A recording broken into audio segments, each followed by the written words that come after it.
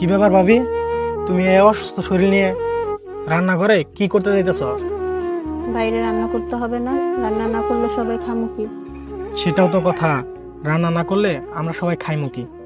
আচ্ছা ভাবি, এক কাজ করো, তুমি আমার কাছে এটা দাও। তোমার এই অসুস্থ শরীর নিয়ে রান্না করতে হবে না, তুমি আমার কাছে এটা দাও।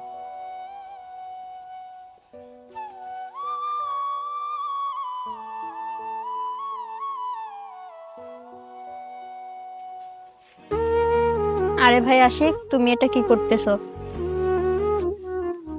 ভাবি কিছু না, উঠানটা একটু ময়লা ছিল, তোমার শরীর তো খারাপ, এই জন্য উঠানটা আমি ঝাড়ু দিতেছিলাম।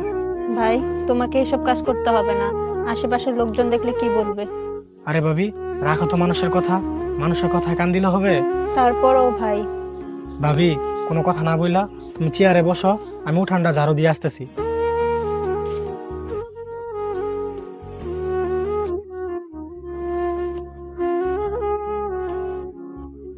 ভাগ্যগুণে একটা স্বামী পাইছি, স্বামীটার মতন দেওরটাও পাইছি। আজকে যদি আমার দেবরটার মতন একটা ভাই থাকতো। আরে আমি এগুলো কি ভাবতেছি?